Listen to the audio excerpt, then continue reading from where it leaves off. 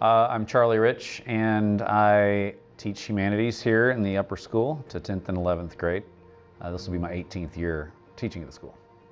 And I'm Allison, and we have 4 kids in the school. Our oldest just graduated this past May, and then we have a senior daughter, a sophomore daughter, and a 5th grade boy. Okay, so you were at Wheaton College, a freshman. Yep. And I was actually working out west on a dude ranch.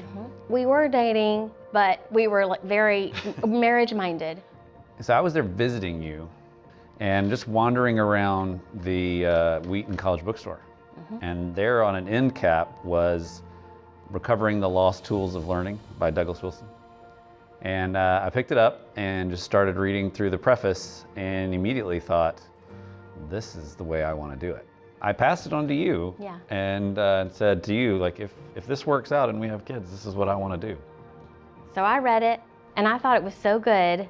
I had never heard of anything like it, and I gave it to my mom. My name is Ruth Baldwin.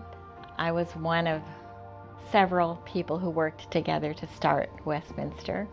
I remember she called me and she said, Mama, Charlie and I have read a book, and we don't disagree with anything in it, but I'm concerned about that. I really thought, I can't find anything wrong with this, and I just want to be discerning because I don't want to just accept this without being critical at all. So I asked my mom to read it. And I said, well, honey, bring it home for spring break. So she did, and the rest is history. It communicated such a thorough, truth-based, foundational approach to education that I had never heard of. And when I read the book, it didn't cross my mind that we'd ever start a school. From my perspective, it was like, I had my mom read the book. She got so excited about it and loved it. She bought like a box of 50 of them, handed them out, and then like my senior year, the school opened.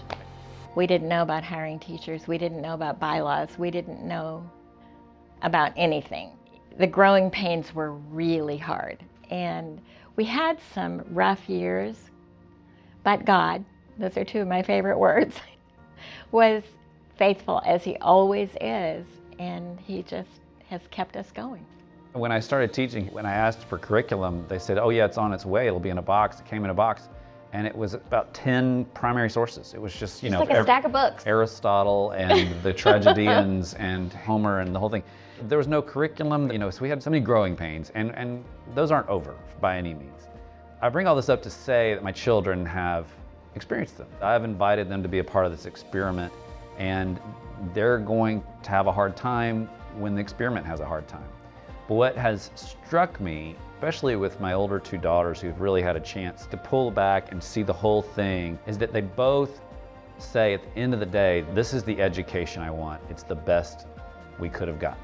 We've been proud of their achievement, of course, along the way, but this education was, I think in a real way, shaping their souls. It has mattered that they've had a rigorous training, and you can tell, but it's also clear that it's all been happening in the context of a community that elevates Jesus Christ. I would say just as parents too, what a joy and a beauty it is to be in community with believers who are like-minded, who want the same things for our kids, wanting integrity and wanting kindness and honesty, and that has been a really beautiful thing.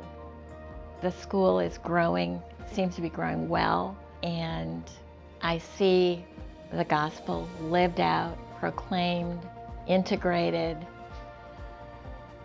and I'm just so grateful. I believe anything is always a work in progress in this life, and so that's what Westminster will always be. But unless the Lord builds the house, they labor in vain who build it. And so it's always been my desire that God be preeminent, that His glory be utmost in what we do, that the gospel be front and center, and I've seen those things consistently. Those are things that I pray for the school, that God would make us worthy of His calling, that He would fulfill the works of our hands by His power so that the name of Jesus would be glorified according to the grace of our God.